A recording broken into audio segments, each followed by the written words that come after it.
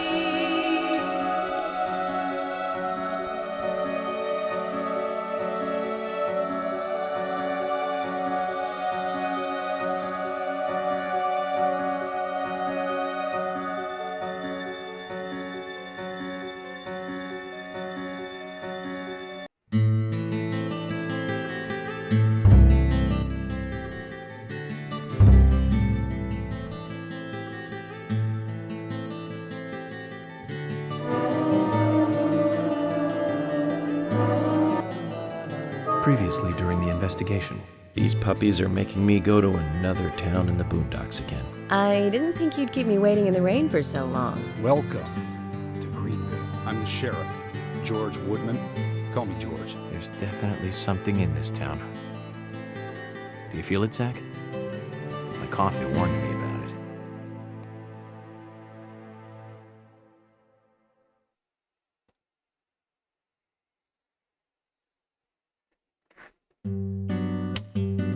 The body was found in the Greenvale Forest Park. That's west from here, and too far to walk. A forest park? It's the pride of the town. It has a beautiful trail leading to a viewing site over Velvet Falls. That does sound fantastic. Show me the sights. That may have to wait. We promised to be there by 1800 to interview the first witnesses to the crime scene. Getting in the car?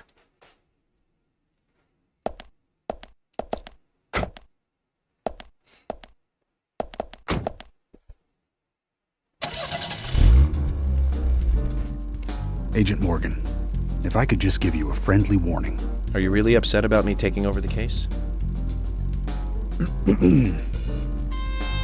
I have the authority approved by the FBI to assume command. I understand you don't like it, but you will follow my orders.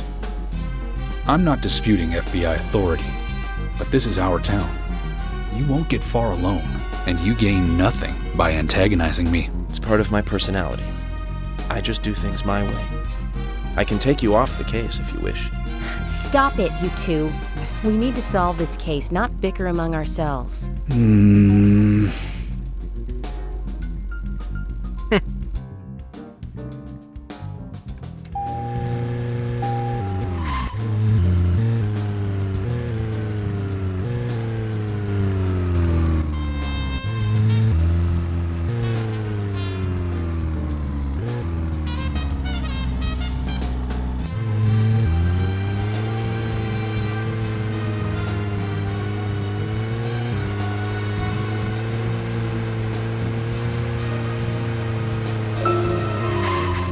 Anna's body was discovered by the woodsman Jim Green, along with his 2 grandchildren, Isaac and Isaiah. What were they doing in the forest?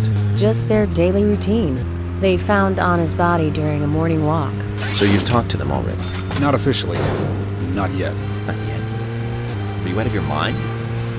You haven't interviewed them yet? Agent York, that tone is hardly appropriate. We were given orders to wait for you to arrive. Orders by who? A man called Abrams from the FBI. Robert, is it? Oh, Bob Abrams. I did tell him to stay out of it. It's always tough to have a meddling boss, huh, Zach? I thought you knew, Agent Morgan. Don't worry about it. We may not have taken official statements, but we got all the information we need. I can fill you in right now if you'd like. Thanks, George, but that won't be necessary. I want to hear the details from the witnesses themselves, firsthand. I just can't believe that the children had to witness the crime scene. They may be traumatized. You'd better do this carefully. Don't tell me you get nervous talking to children, Emily. Not at all. That's not what I meant. Then what did you mean? Just forget it.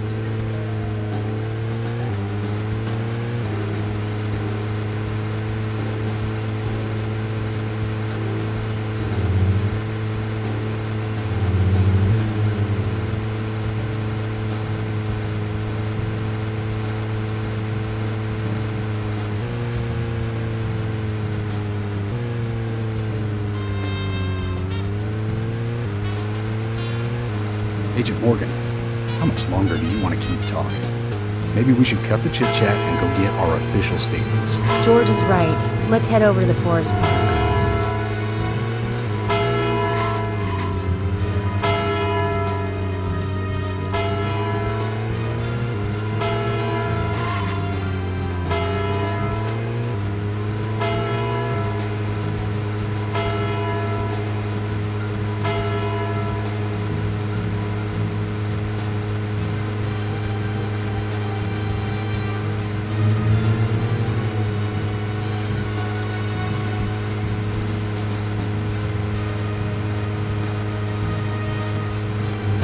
Oops.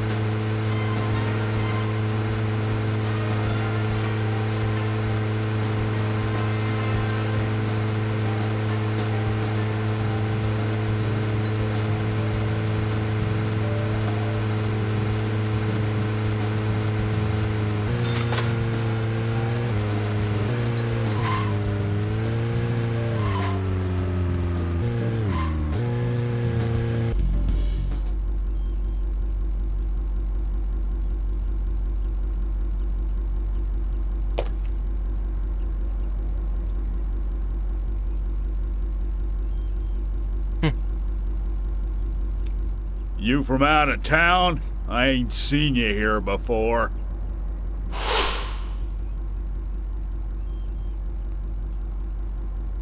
I'm Francis York Morgan, FBI Special Agent.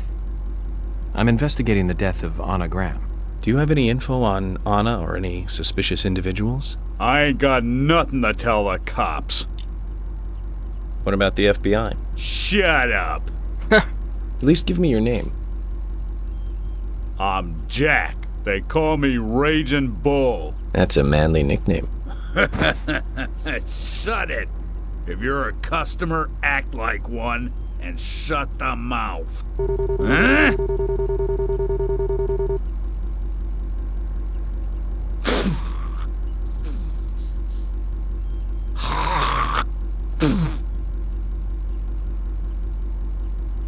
Ooh. Car wash.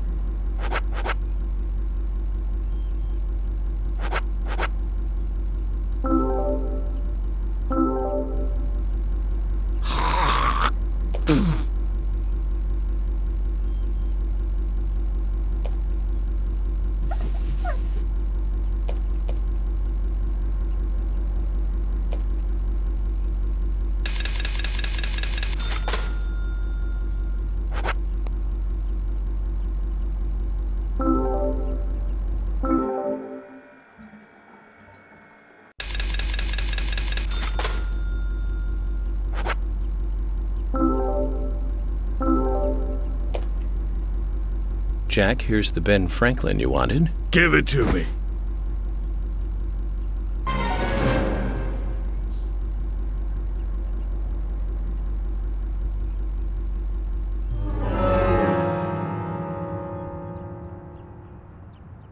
What?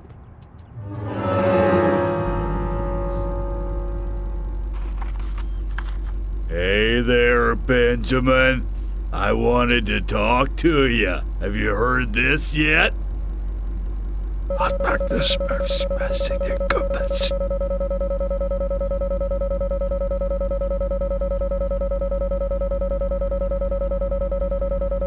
I'll tell you another one when I see you again.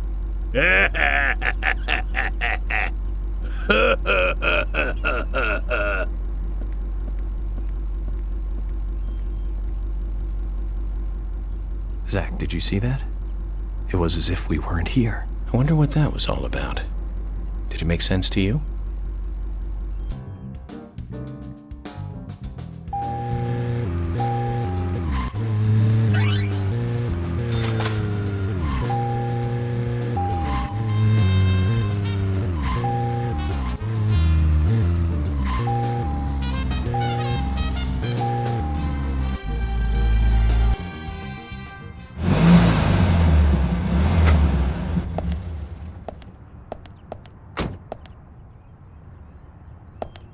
If you're wandering off, then we'll go on ahead. We don't have time to mess around. Okay, I'll meet up with you later. Agent York, we only have until 1800 to talk with the witnesses to the crime scene, okay?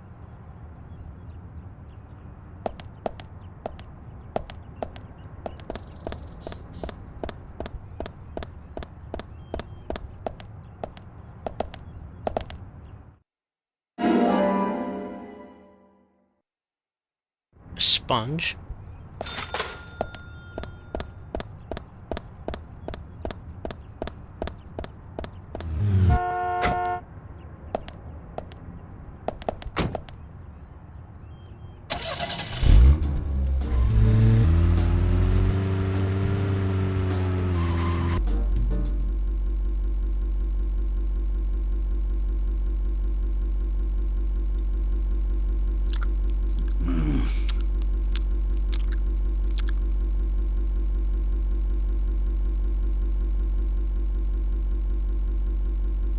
Oops.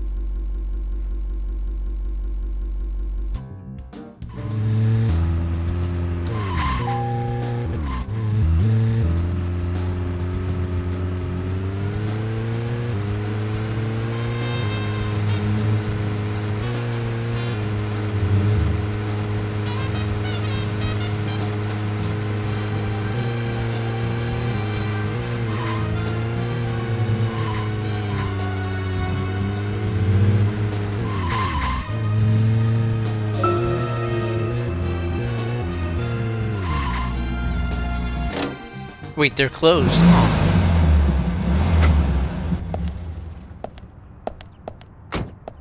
Zach, is there something here that you want to check out? Well, just do as you please.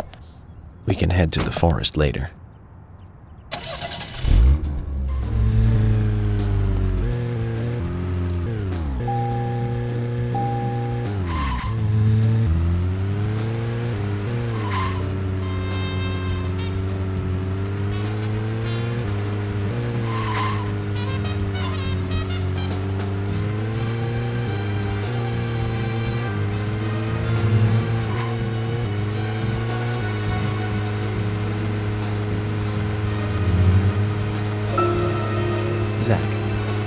Picking up from where we left off. So, Zach, about those bonus features in DVDs nowadays.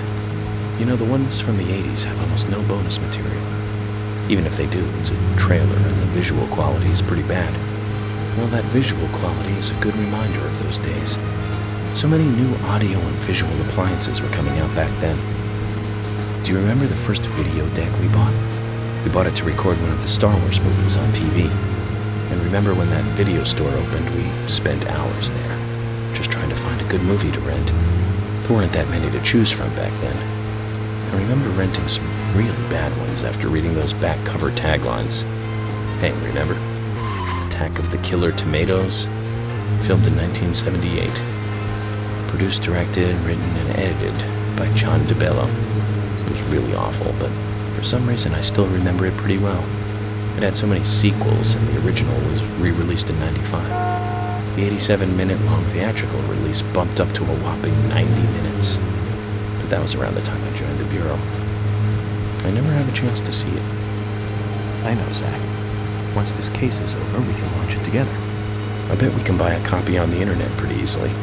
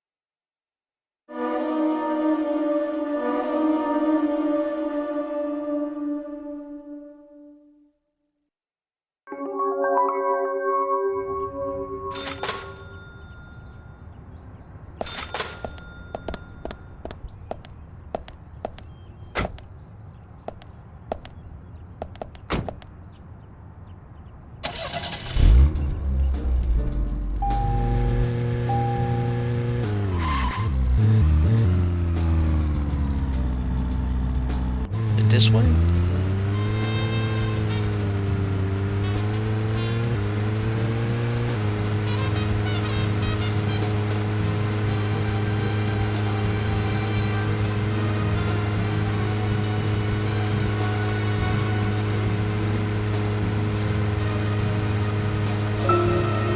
Speaking of 80s movies, one jewel in the rough springs to mind. Deadly Spawn. Do you remember that one, Zach? Back in '83, directed by Douglas McCown. Right, it was filmed pretty cheap, but still it was pretty good. The monster design with the mouth crammed full of teeth, I loved it. So many delicious B-movie cliches. Did you know that they made a sequel? But I never got to see the sequel. The rental store didn't have it for some reason. They said the staff for the sequel was totally different from the original. Wonder how the sequel turned out. You know, the monster in that one responded to sound. Wait, Zach. Sounds a lot like the movie Tremors. I think that one was back in '89, directed by Ron Underwood. Now that was a great role for Kevin Bacon. Masterpiece. Zach, that one had sequels like crazy. I remember there was a fourth one. I've only seen the first one, though.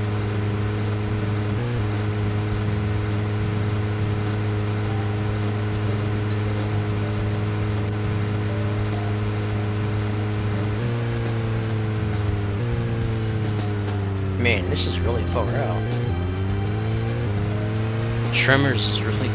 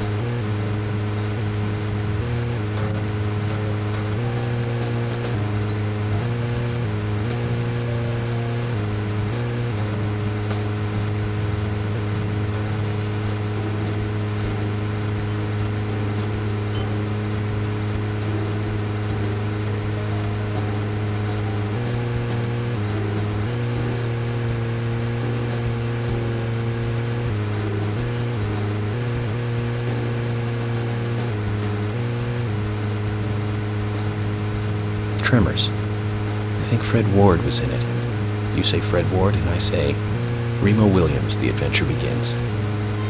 That one was back in '85, I think. Directed by Guy Hamilton. Guess Hamilton was aiming to start a series like 007, but it had no sequels. A real shame. Do you remember the martial arts they used in that film? Called Sinanju? The ultimate in martial arts, using no weapons at all. Remo's Master Chun ran across water, remember? And he loved soap operas. Man, that was a good character. He was played by Joel Grey, the best supporting actor in Cabaret. Of course, in Remo, he had so much makeup on you couldn't tell.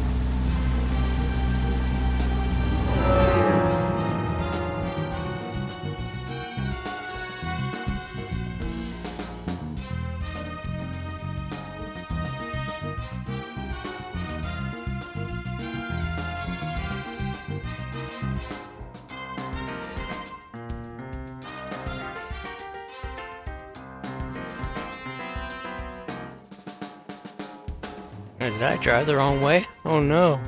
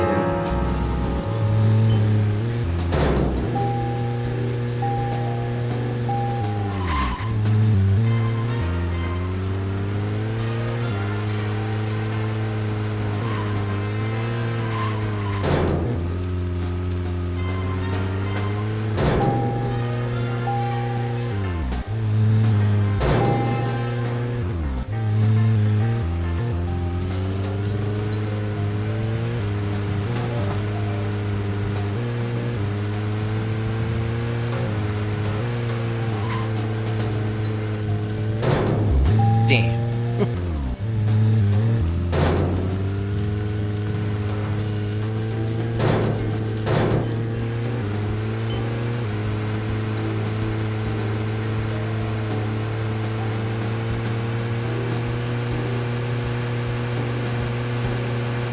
Oh my god.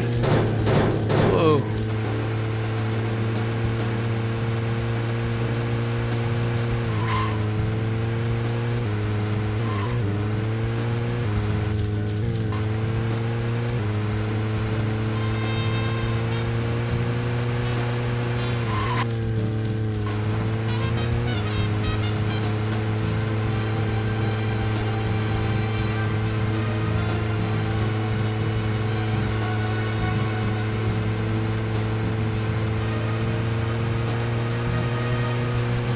Now, Joel Grey's daughter is, of course. That's right, Jennifer Grey. You knew that, right, Zach? Jennifer Grey. She's in one of my most favorite movies, Ferris Bueller's Day Off, 1986, directed by John Hughes. Huh, that one was so 80s. Zach, you're not the most cheerful guy I know. But you really do like those cheerful movies. We used to love those teenage movies back then, didn't we? Breakfast Club and Pretty in Pink, St. Elmo's Fire, and Fast Times at Ridgemont High. That last one was in 1982, directed by Amy Hecker. Now that was an impressive film. You've got Sean Penn in the lead, with Jennifer Jason Leigh and Phoebe Cates, not to mention Nicolas Cage and Forrest Whitaker were in it too. And the original book and the script were written by Cameron Crowe. How could that not be a great film? Do you remember, Zach? When that movie ended, the last words, the end, was from an arcade game. That's right, it was from Missile Command. That stuck in my head for a while. The memories. I feel like I have a lot of movies to catch up on. Let's just hope we can get to the end of this case soon. Then maybe we can catch up on a few. Give some thought about what movie you want to see next, Zach.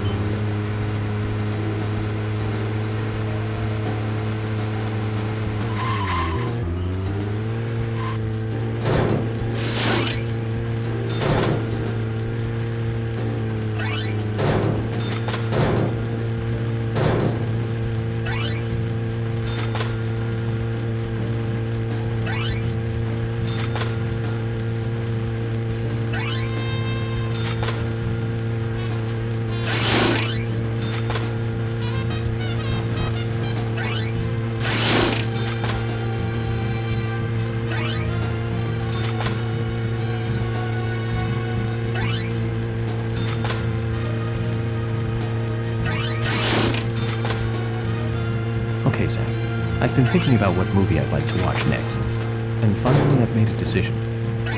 It's always hard to narrow it down just to one movie, but I've put a lot of thought into this, and I'm sure you'll agree with me.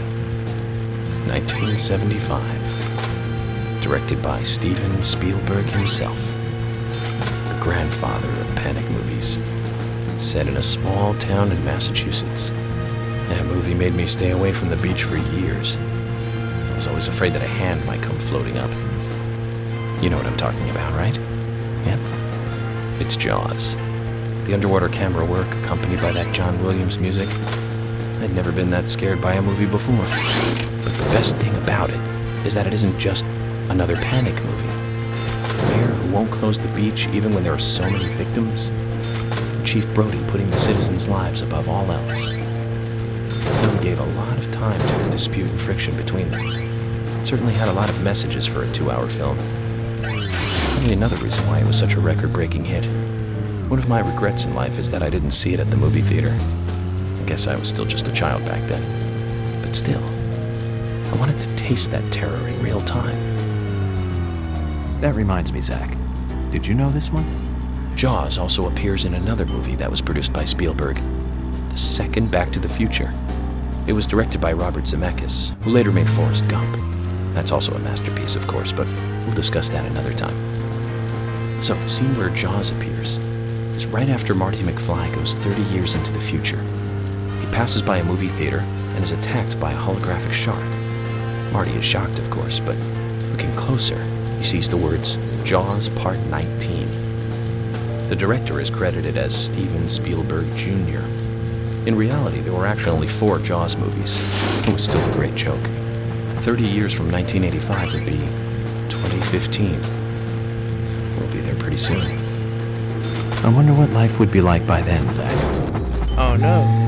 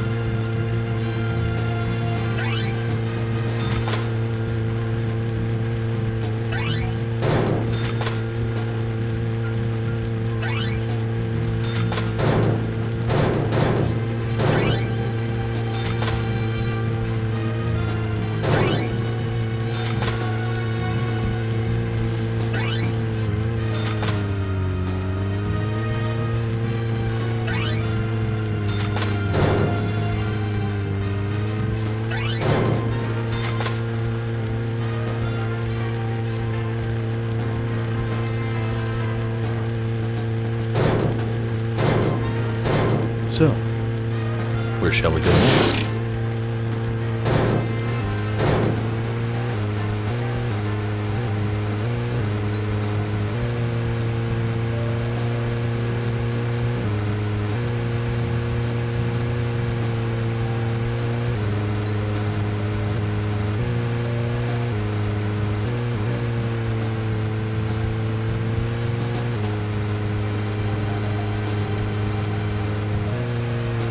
I made it. Oh my god.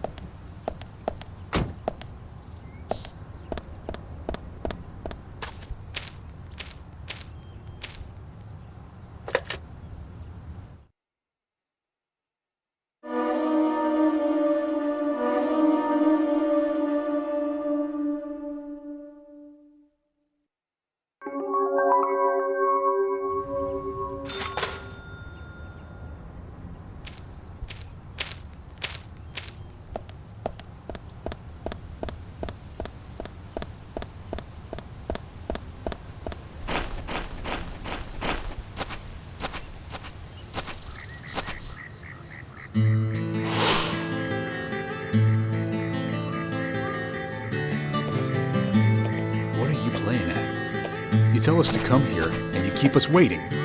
Is this the way the FBI treats their own people? Hello, George. I just had some things I had to do.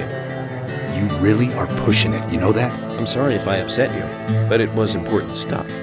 To me, at least. That isn't the issue here. We are in the middle of a homicide investigation. He's not listening, George. I think we both know by now how little he thinks of other people's feelings. I'll be more careful from now on. I promise.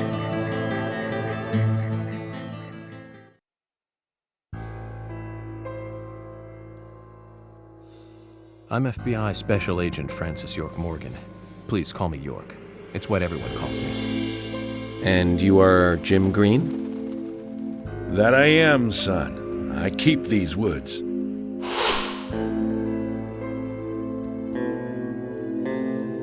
Well, you're doing a fine job. Well, I used to be a tree surgeon. And these two discovered the body? Yes, my grandchildren, Isaac and Isaiah.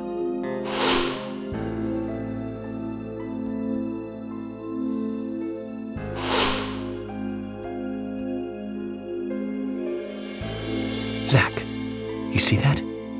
Twins. Just like in my dream. We gotta keep an eye on these two. I'm sorry. Could we talk away from the boys? I want to help your investigation, but I don't want them to hear this. Very well. Emily, please. I'll just take them over there then. Thank you.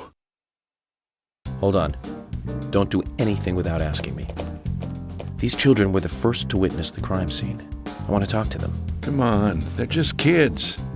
They have no idea what really happened to Anna. That doesn't matter. You agree with me, right, Zach? How heartless. Do you ever think of other people's feelings, ever? Emily's right. That's stone cold, even for the sake of investigation. Children see things in pure, simple terms. They may have seen something we adults would never spot, and they are here at our request as well. We could at least chat with them and see if they want to make a statement. Are you serious? I never joke about matters like this. Oh my God. Don't worry. They aren't as fragile as you think. Look at them, standing so upright there.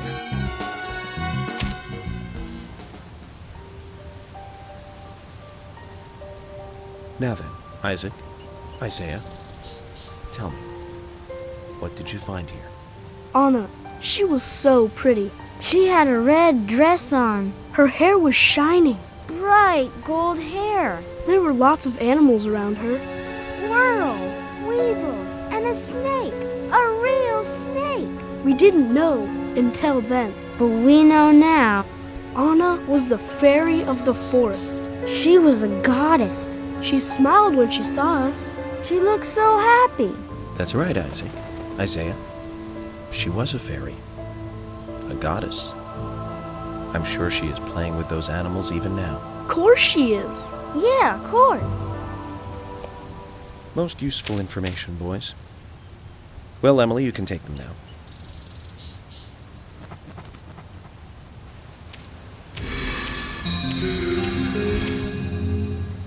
Okay, Zach. This is where Anna's body was. And that means our unsub, our unknown subject, was here too. So, what happened here?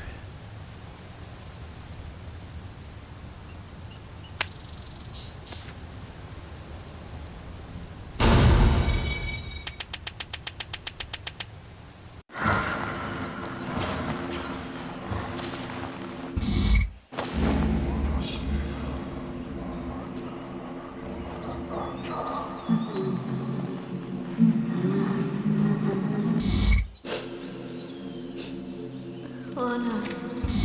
Ow! Crap! Jeez! I hate this.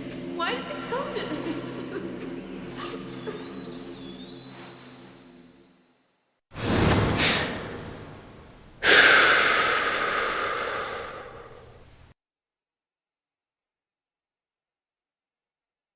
Zach, something is still missing. We need more clues.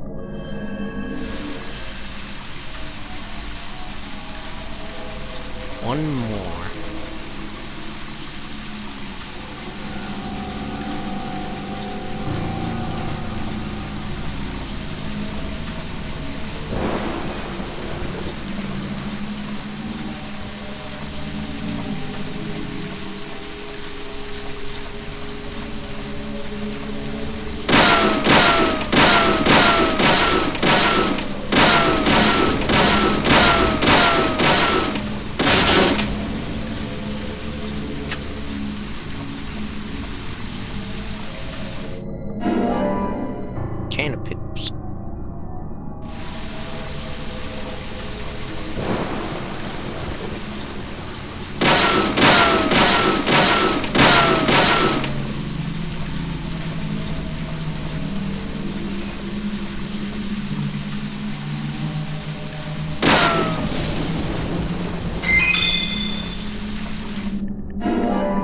Anagram.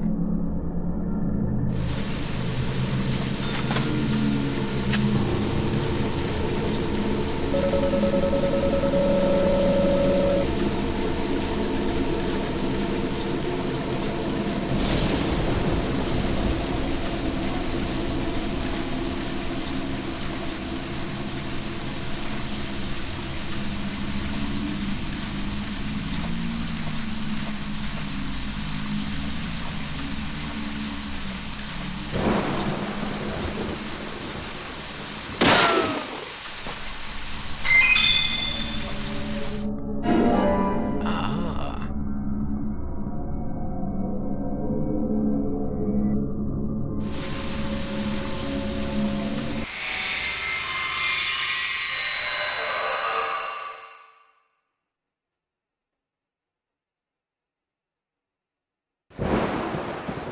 Haven't seen one of these in a long time. It's upside down. I guess this is meant to be an anti-peace sentiment then. These holes on the ground were made by high stiletto heels all around here. And this depression here, Agent Morgan, I see what happened here. He hung her from the tree and put on her shoes. He was really enjoying it. Sicko. And he knelt down. And disgusting.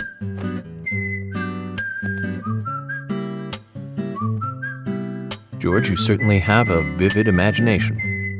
An interesting theory. Don't you think, Zach? What was his name again? That Hollywood producer. That's right. Joel. We really ought to introduce George to him, Zach. Profiling is a little different from writing a screenplay, though. An idea being interesting doesn't make it fact. Let me enlighten you, George. The footprints reveal that one of the heels were missing from the shoes. And they're different from Anna's shoes that we saw at the office. Furthermore, there would be even more disgusting evidence if he did kneel and, well, do as you suggested. If you want proof, go ahead and try it for yourself. He knelt here for a reason other than simple perversion. Zach, what was he doing in front of Anna?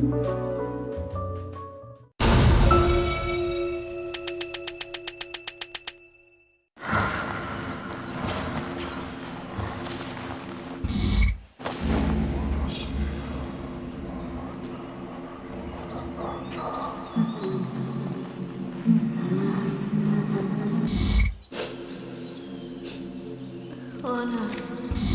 Ow! Crap! Jeez! I hate this. Why did it come to this?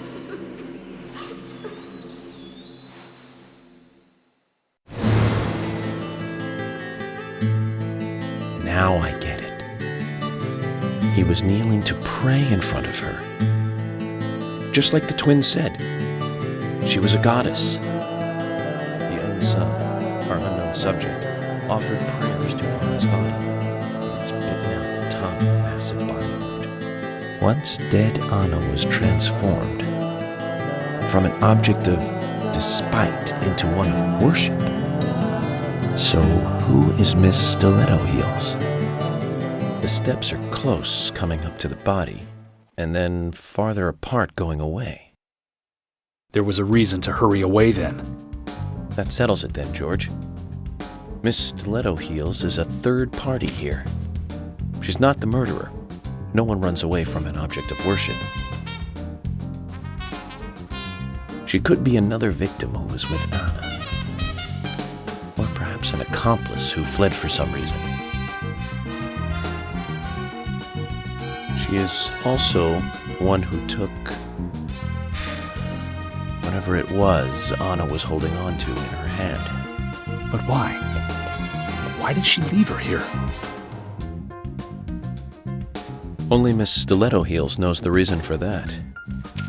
She might know something about the man with the reversed peace mark, too.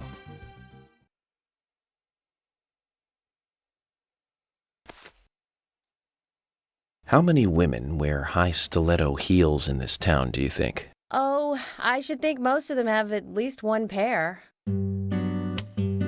I do too, before you ask. But nobody would come all the way out here wearing them, except maybe one person. Don't keep me in the dark, then. Who might this elegant lady be? Diane, the owner of the art gallery. But she's out of town for a big art auction. I heard she'll be coming back in a couple days. Then we'll just have to give her a warm welcome home. A more immediate matter, then. Where in town can you find something like this? It should be a building that isn't used anymore, with either a lot of metal or metal machinery or something like that. The old lumber mill. Then it's time to really get this show on the road. Could you guide me to this perfect setting for extravagant murder? The lumber mill.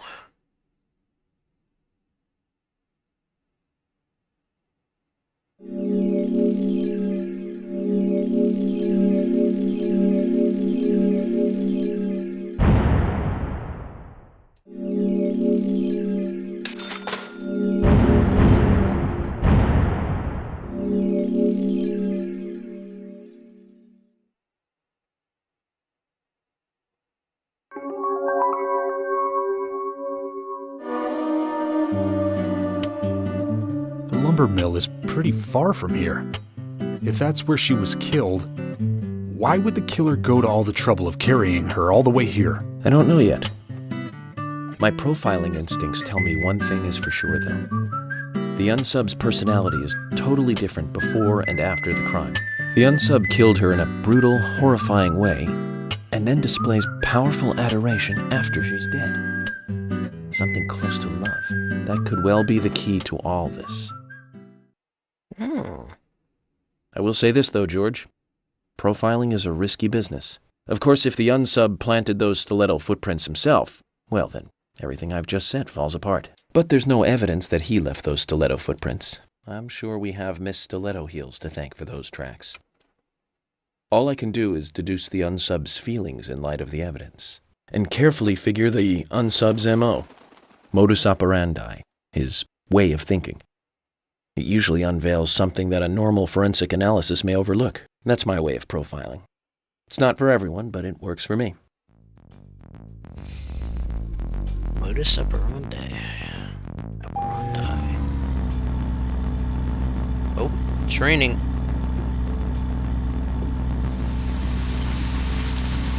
Rainy woods.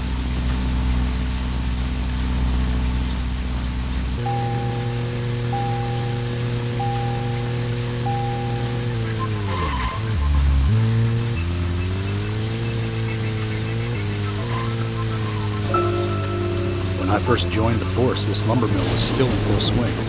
It closed up right when I first moved here. And now it's totally abandoned. I presume so. I've never really been inside, so I don't know for sure, but it sure is run down. Deserted buildings are perfect for criminal hideouts and activities. I keep telling Harry to have the place torn down. Probably a little late for that. After all, it's already been used as the site of Anna's murder. We don't know that for sure yet, Agent Morgan. But that's right, from your point of view. But the perpetrator selected the lumber mill. Agent York, you seem very confident about this. Confident? No. Confidence is a sweet spot between being rude and hopeless. I'm just drawing natural conclusions from the facts that we have seen. That sounds exactly like being full of confidence, at least to me. And to normal people with common sense. Common sense can be the opposite of fact sometimes. Bear that in mind. Oh, I will, Agent York. Thank you for another pearl of wisdom. Either way, we'll know for sure by simply going to the lumber mill. So keep your pearls of wisdom to yourself, and let's hurry. Well said, George. Can you step on it, Agent York? Whoa!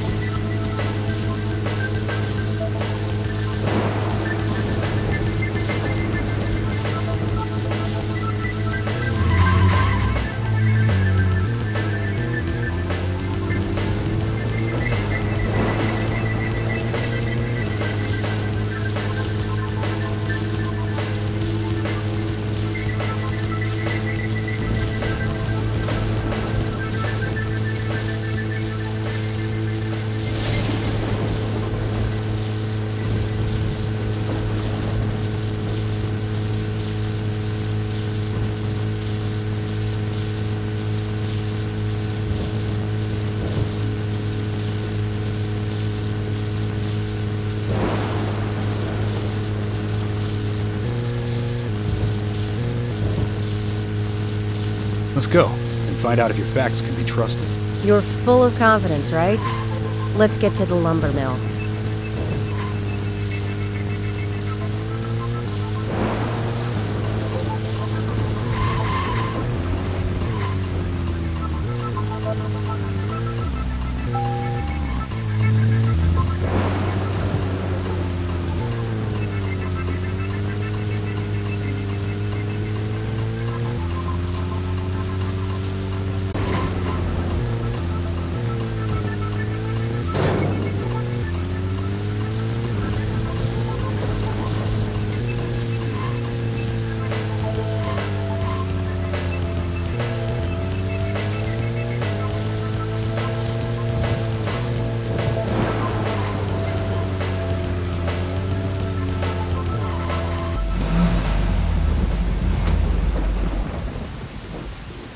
I'm going in alone. You two stay here. I can't concentrate on profiling with other people around me. Now hold on a minute. We're investigating this case together. Listen, I can't risk the crime scene being compromised by you two. What are you saying? You're not the only professional law enforcement officer here, Agent Morgan. We know how to secure a crime scene. I'm sorry. That was rude of me. But this is how I operate. Furthermore... Yes? Furthermore what? To me, the outsider FBI agent, every citizen of this town is a suspect. You two could be in on this whole thing for all I know. I have to keep suspects out of the crime scene. How can you say such a thing? Is he making fun of us?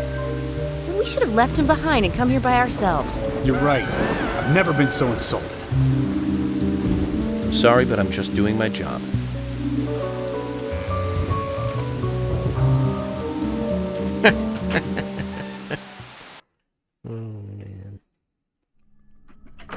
Did you hear that, Zach? If they're pros, then we should let every first-person shooter gamer out there join the SWAT team.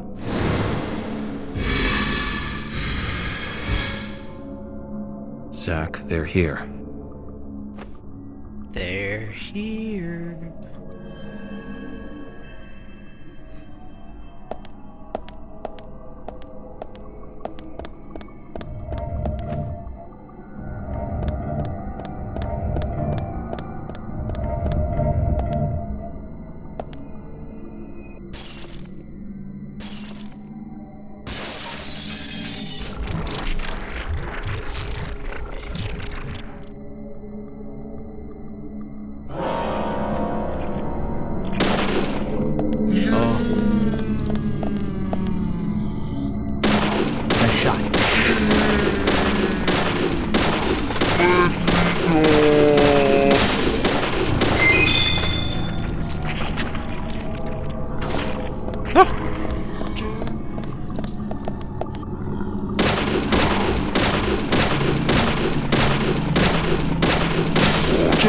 Nice shot.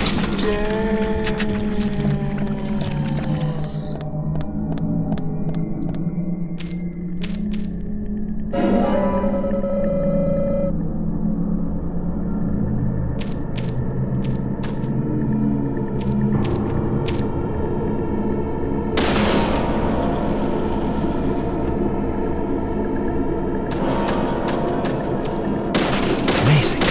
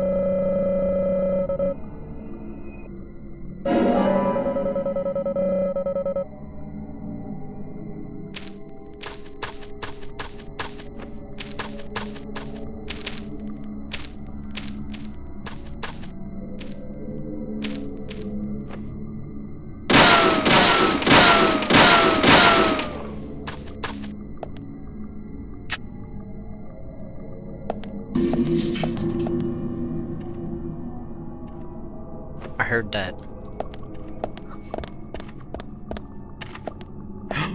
Oh.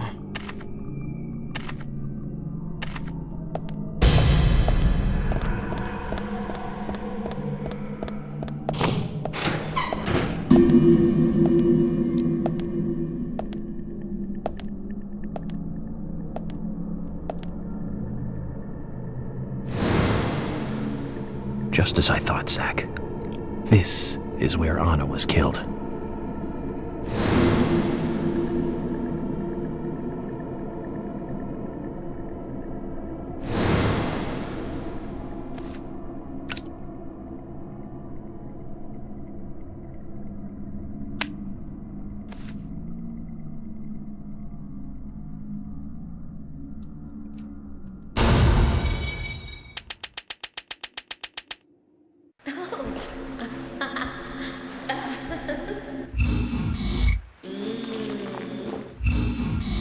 Hey. Come here.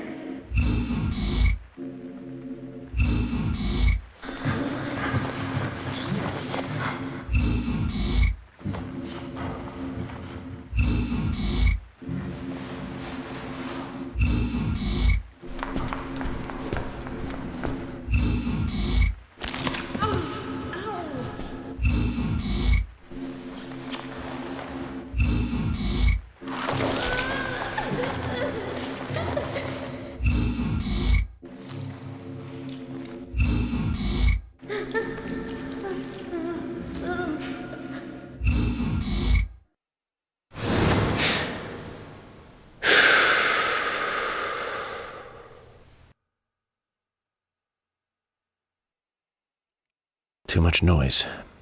We're still missing a vital piece of the puzzle.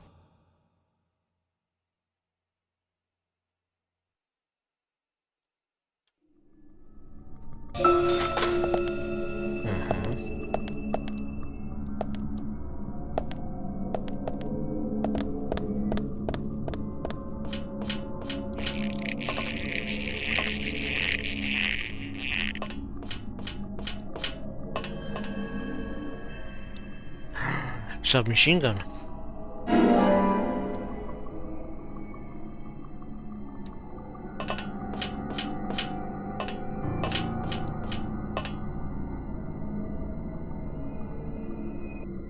Zach, it's almost like an altar. Was the murder some kind of ritual? Oh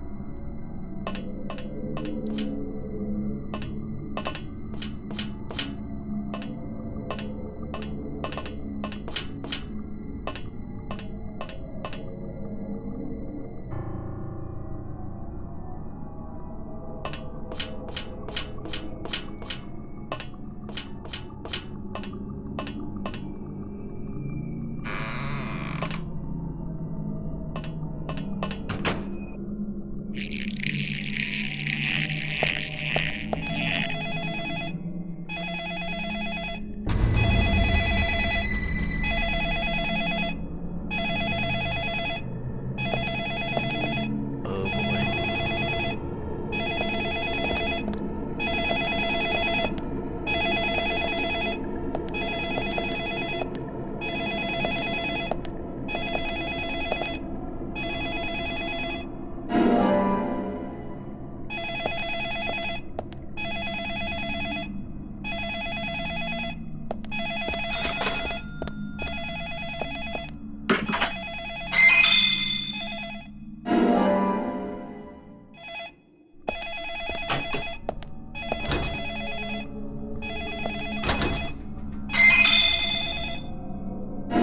Ooh, smoked salmon.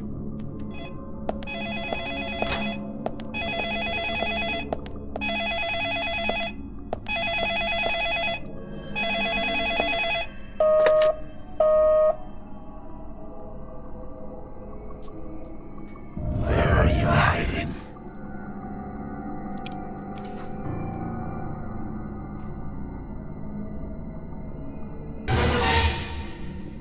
Oh shit.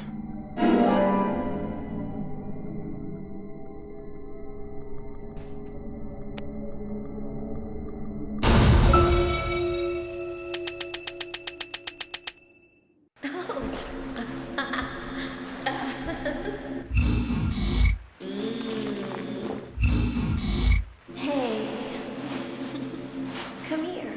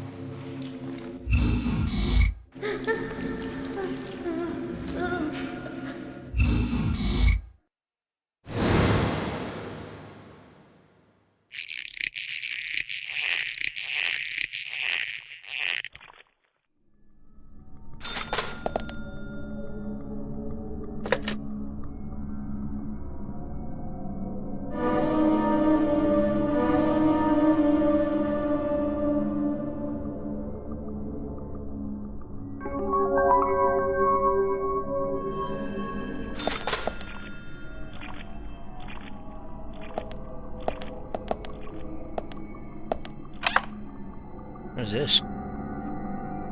Change clothes?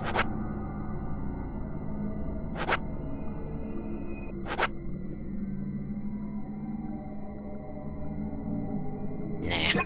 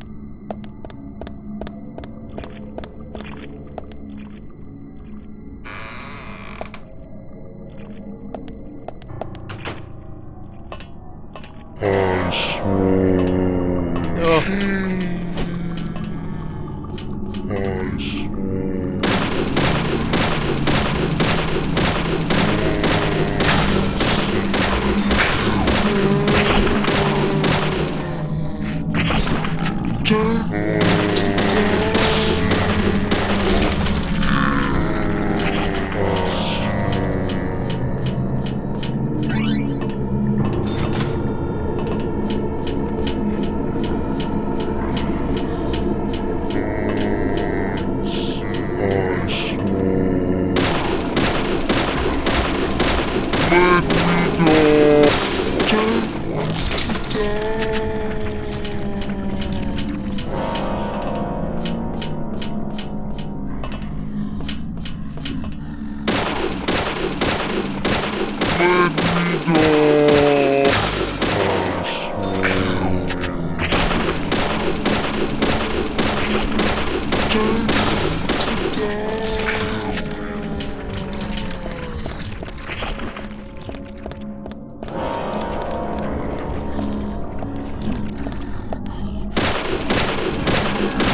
Oh.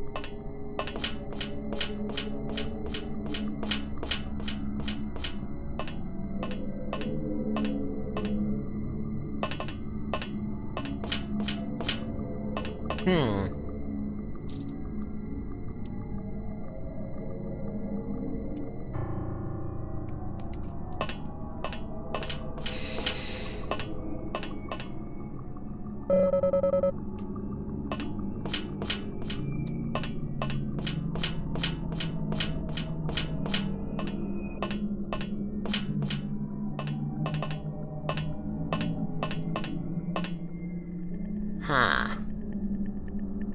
Well?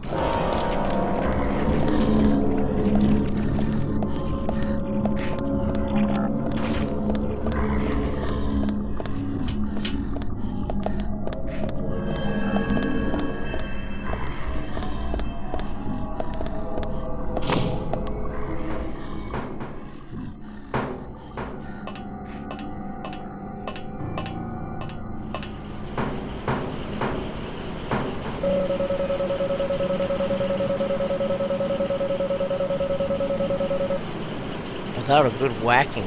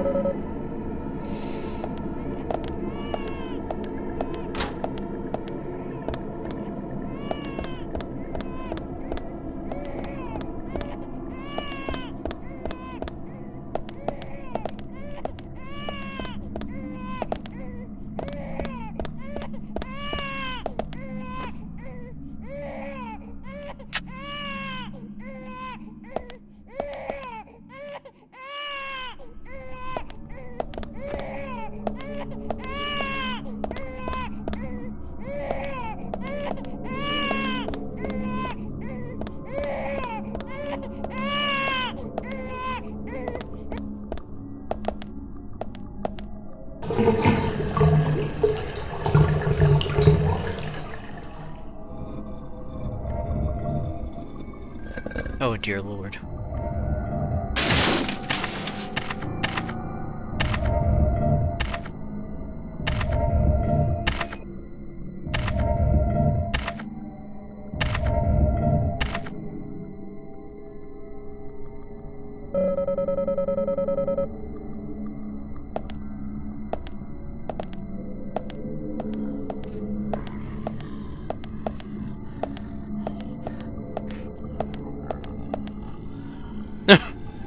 What's up, Nate?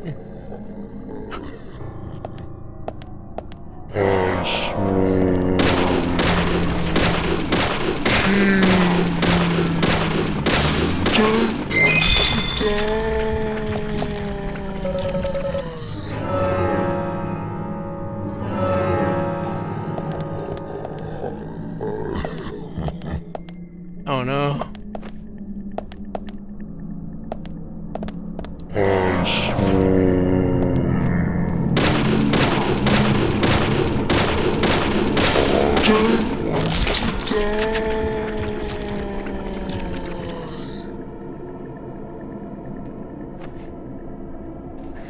How's it going?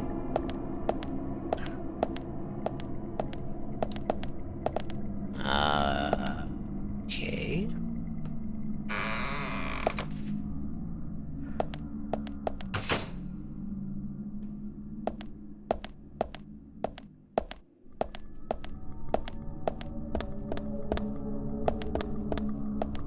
I see you, man.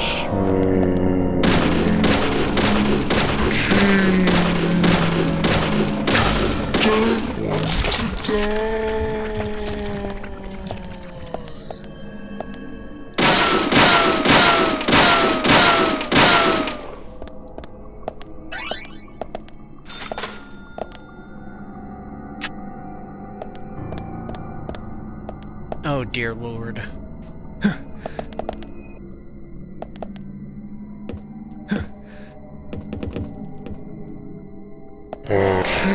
Oh!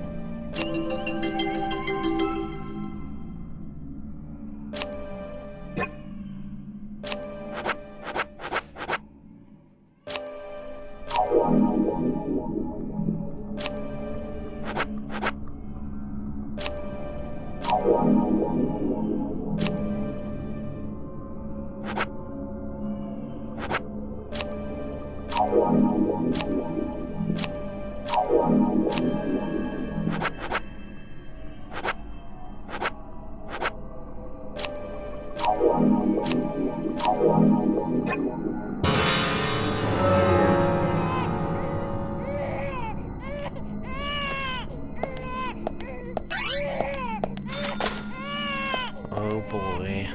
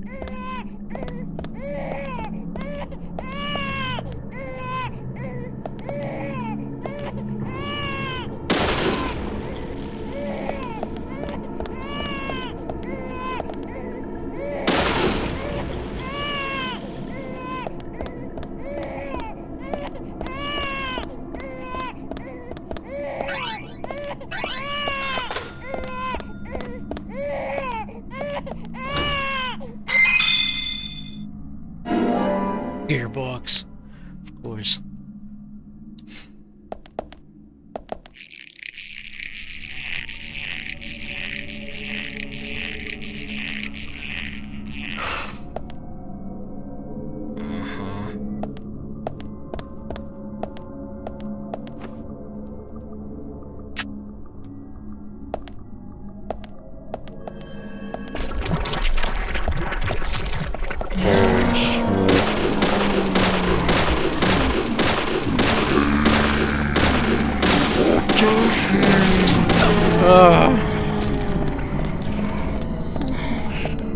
Nice shot.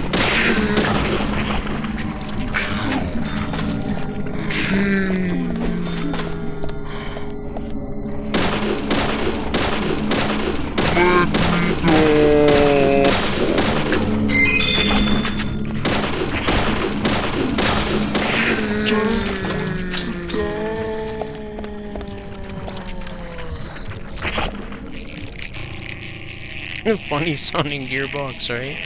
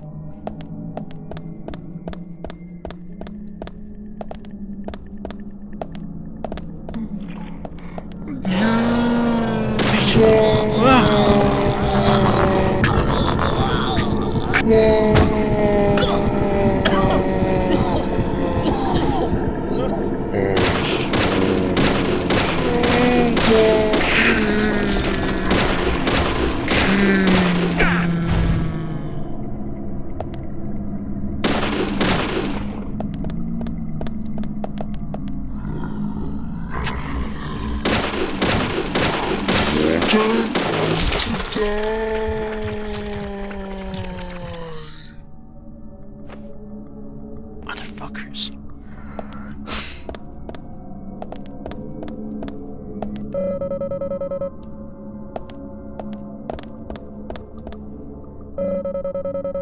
It's full of murky water.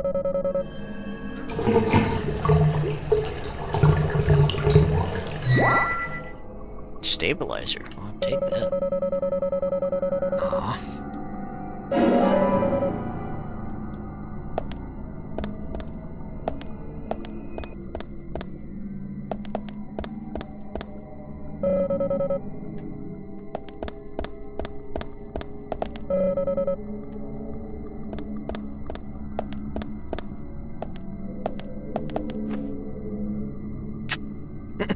Soup.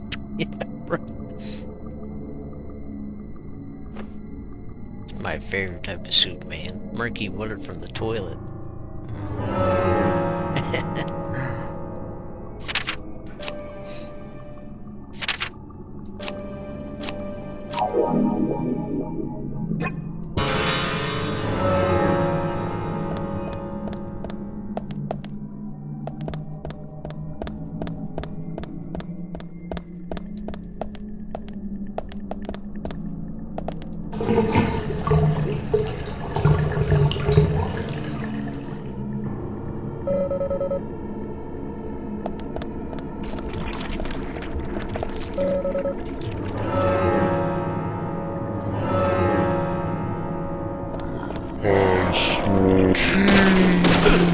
Bitch.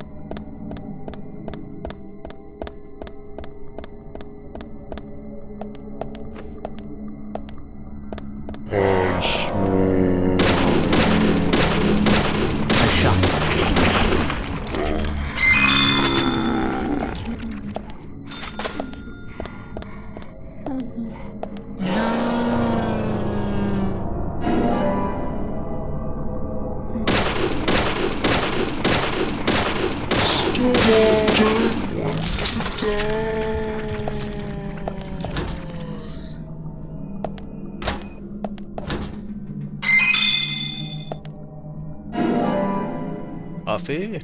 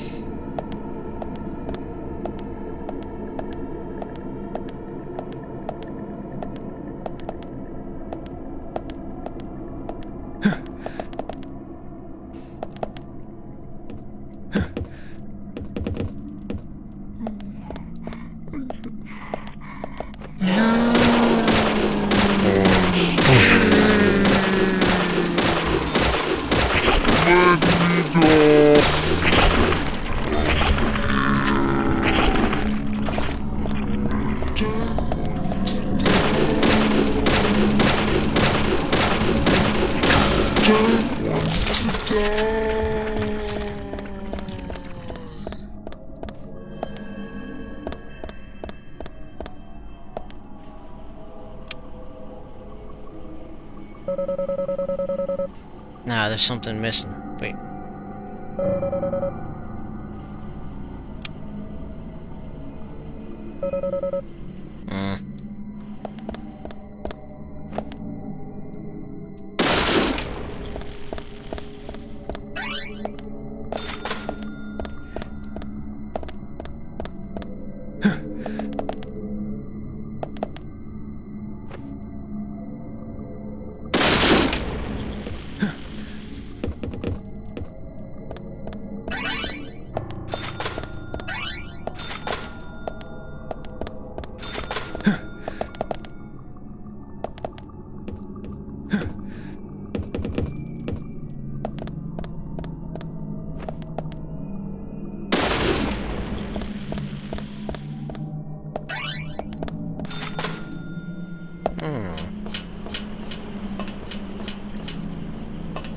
Oh, what do we have here?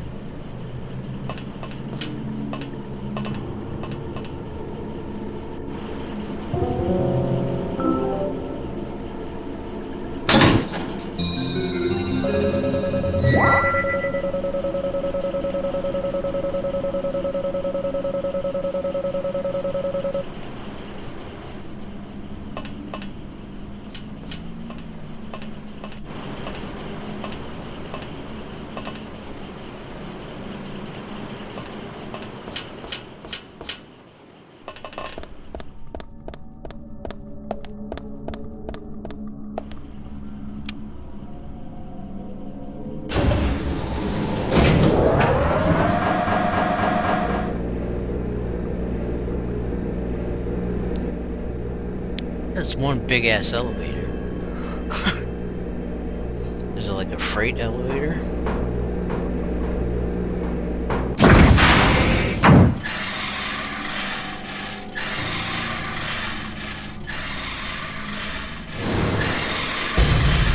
Bro.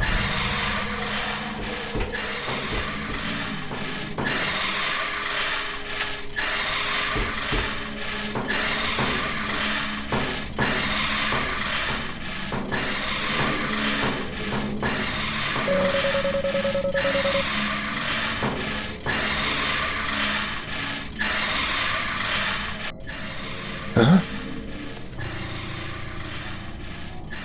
What the fuck? Why would you stick your hand in there?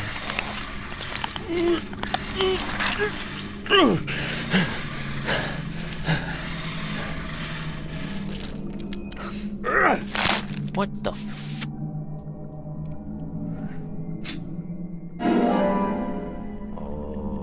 Okay.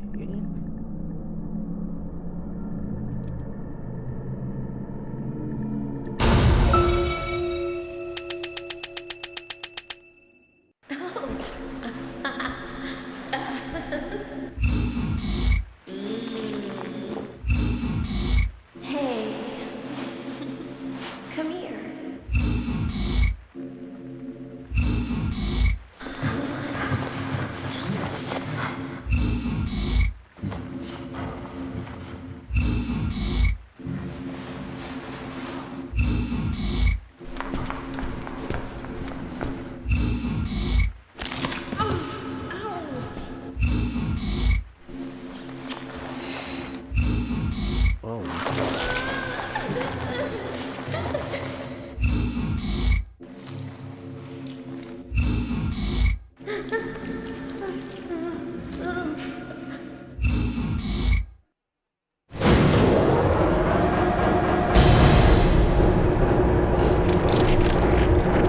Great.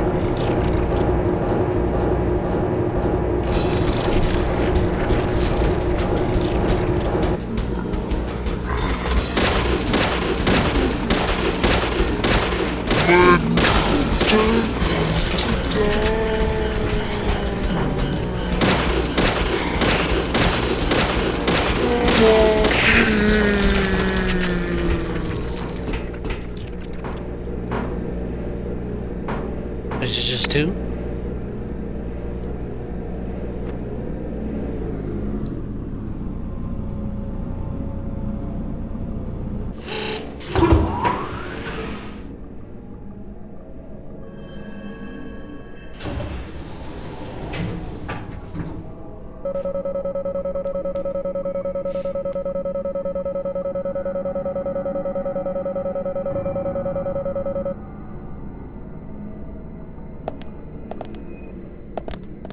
phone just what I needed.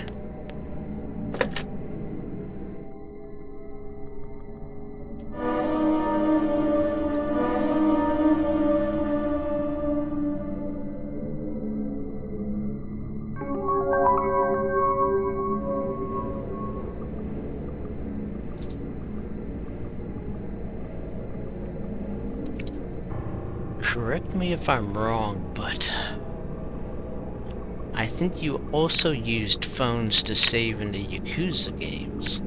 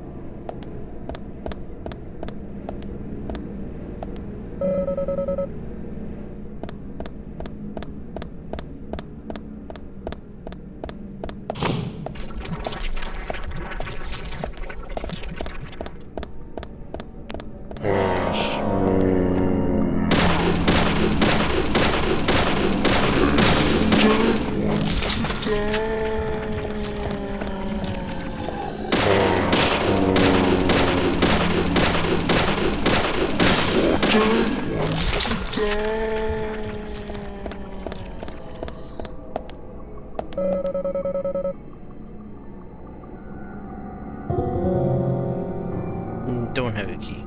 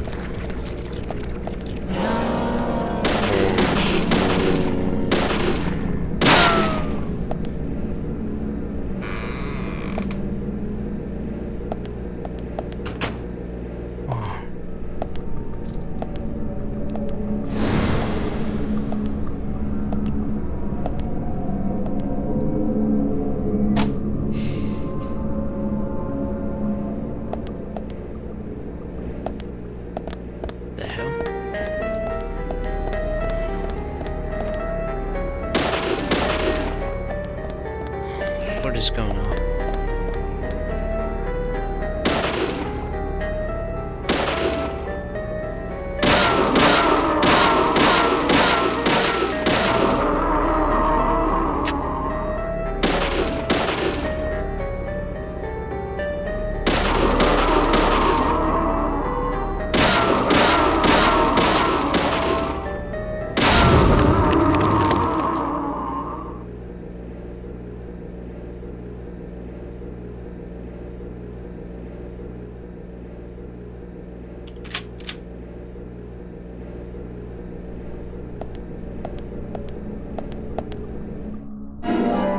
Doorknob.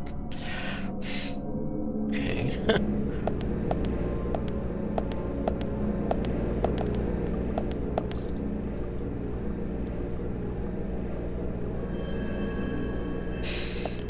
I forgot about all the unique puzzles this game had.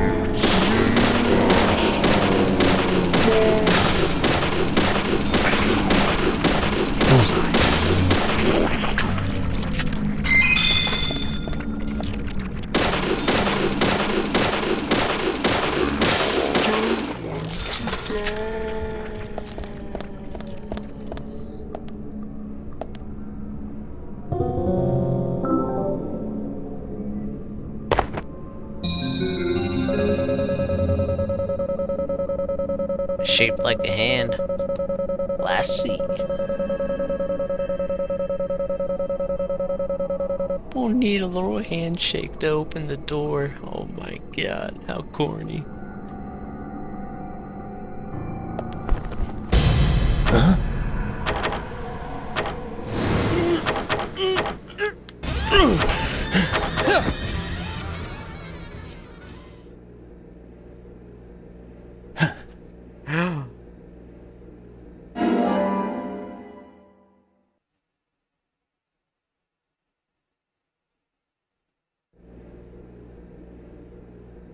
Not yet. One more.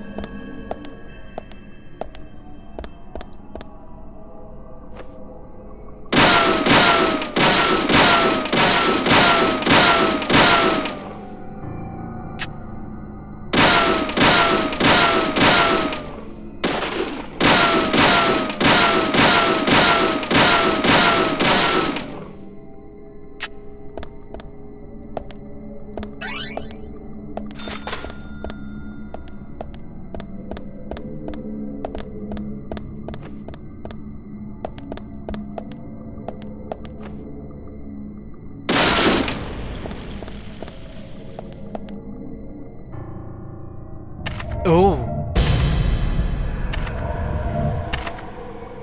Huh?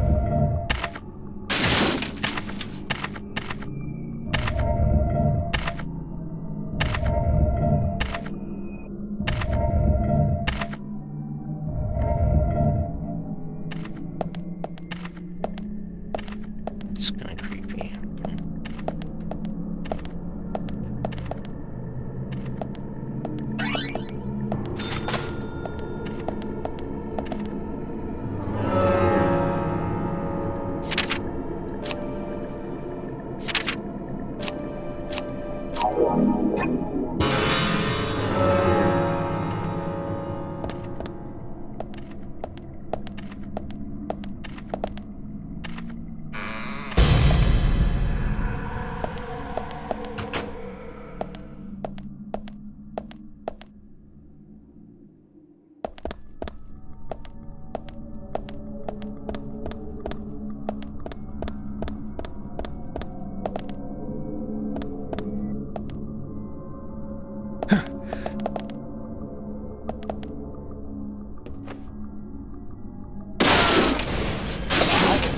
Oh.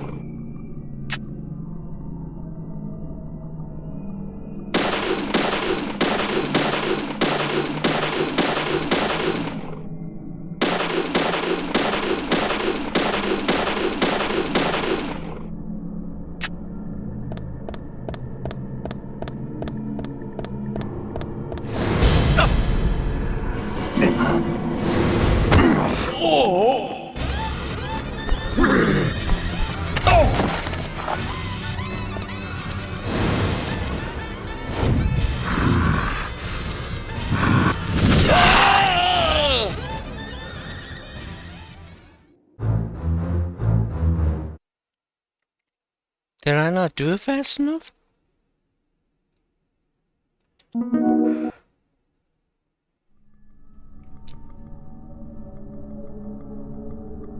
Bro, what the hell?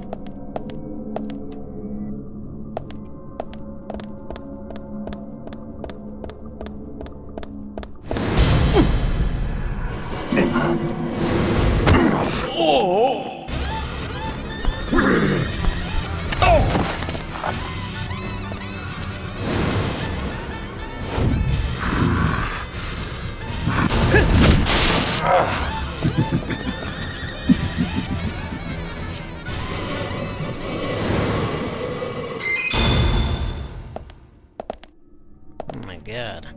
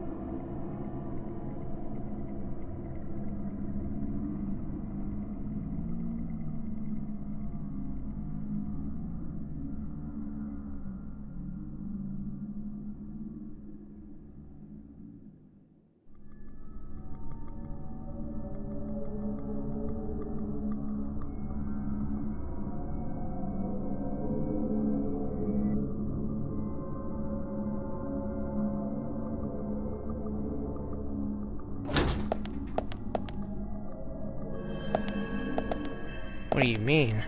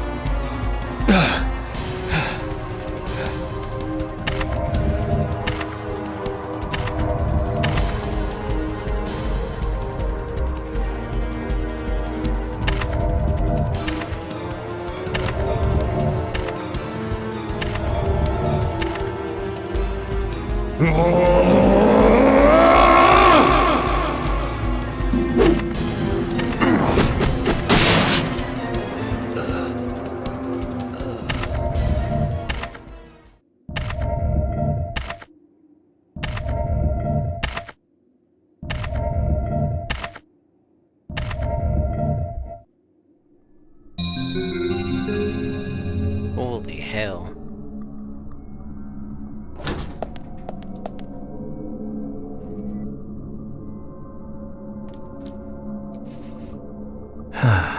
Zach, this is a waste of time. Let's go.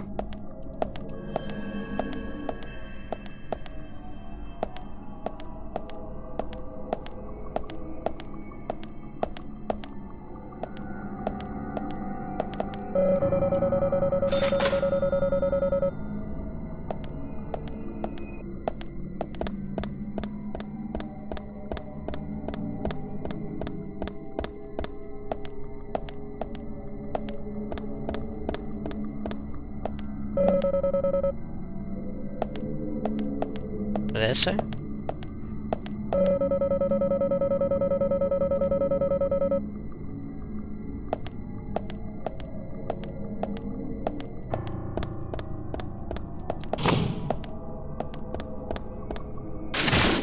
Oh.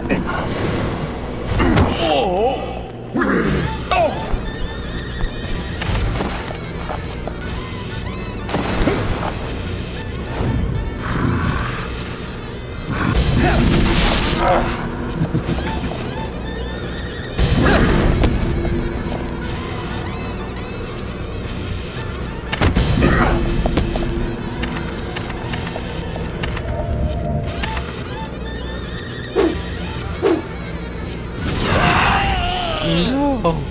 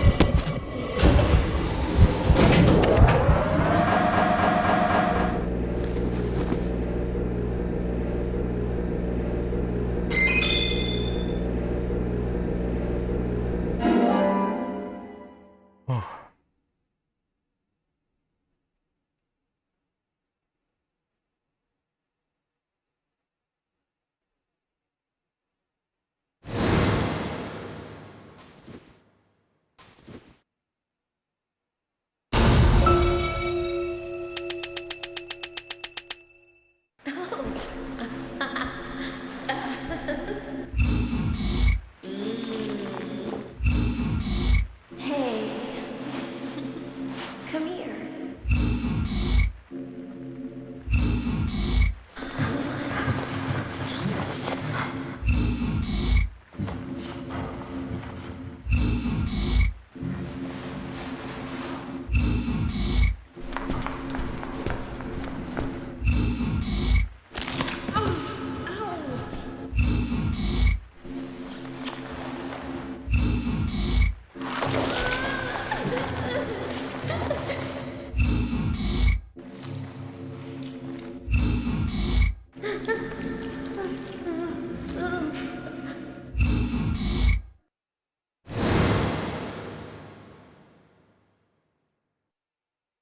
That's all the information we need, Zach.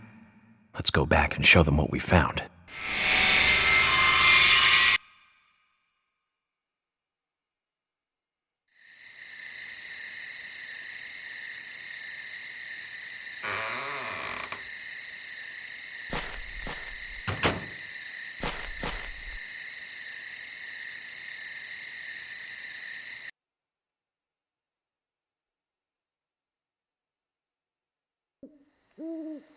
Have you seen any of these things before? No, not that I know of. But that raincoat is a little odd. Odd? In a town where it rains so much? Well, the people here rarely go out in the rain. I moved here during high school, and I never really understood why. Can you shed some light on this, George? Oh, well, there's an old story, folklore. It's a fairy tale to me. Something about a killer in a raincoat who appears on rainy nights. A vicious killer in a bright red raincoat. Yeah, that was it. Just a foolish piece of superstition. A rubbish story someone made up. Not many people still believe it, but I guess it's a traditional place. Most of the shops still close up when it rains. School's out too. And since there's no reason to go out, not many people ever wear raincoats. And now the raincoat killer has leapt out from his picture book. Oh, by the way, would you two kindly show me your backs? Our backs? Is this related to the case? The person with the upside-down peace mark in that photo we found. He's our killer. And what makes you so sure about that? Zach and I saw him kill Anna in the lumber mill. He killed her. Right in there. Oh, one thing. Please don't ask me about Zach. That's a private matter. Anyway, by showing me your backs, we can clear up most of my concerns about you. Isn't that for the best? You do want to remove yourselves from the suspect list. It will make things a lot easier. This is insane. Your methods are rude, insulting, and out of the question. And Emily is a female officer. Forcing her to show you her back is harassment. I don't care if you are FBI or not. You are out of line.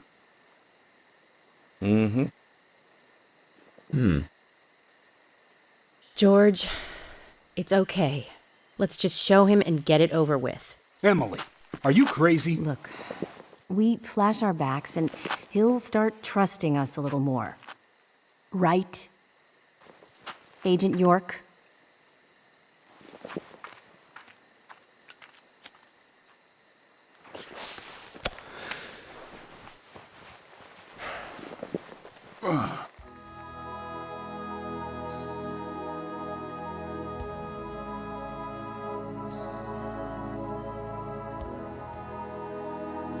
Are you satisfied now? Yes. My apologies. Now you, George. Yeah, okay. I can't refuse it now, can I? But don't expect to get your way all the time, Agent Morgan.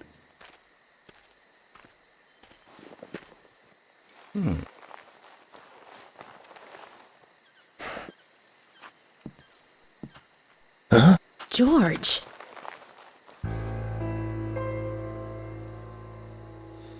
What are these scars? Just like your Mr. Zach. Something private. I don't have to tell you about it. Of course. Just like Zach. We can understand that, right, Zach? Anyway, this will make things a lot easier from now on. I'm glad to say you're both pretty much off the hook. Thank you for your cooperation. If anyone is suspicious around here, it's him. He's the most suspicious. No, I don't think so. But he certainly is the most irritating. We've studied the crime scene. You know what we have to do next, Zach. George, can we arrange to have the townfolk gather in one place? There are some things I want to address with the townfolk. Very well. I'll arrange to have as many as possible gather in the community center tomorrow. Thank you, George.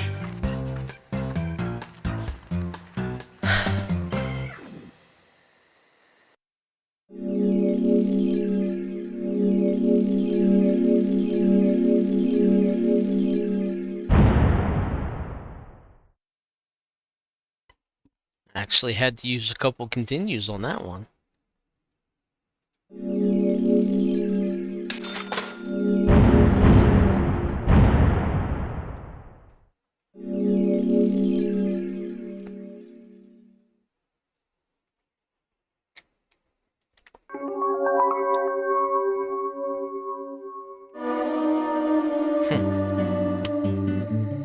Welcome back, everyone. Thomas. Agent Morgan, it's past 2100. Let's meet up again at the community center tomorrow. I haven't been sleeping much since this all started, to be honest. I'm exhausted. I was just about to suggest the same thing. I'll make arrangements for people to gather between 1500 and 1700. I'll try and get as many people as I can to come, so don't be late, okay? Don't be late. I'll be there. The community center's on the south side. I've marked it on your map. Thanks, Thomas. Well then, see you tomorrow.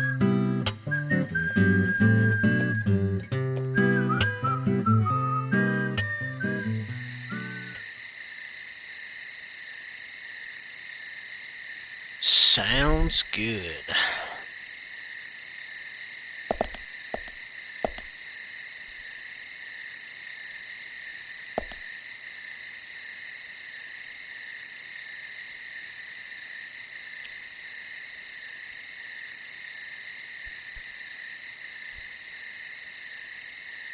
And I think I will see the rest of you tomorrow as well. Or later on today.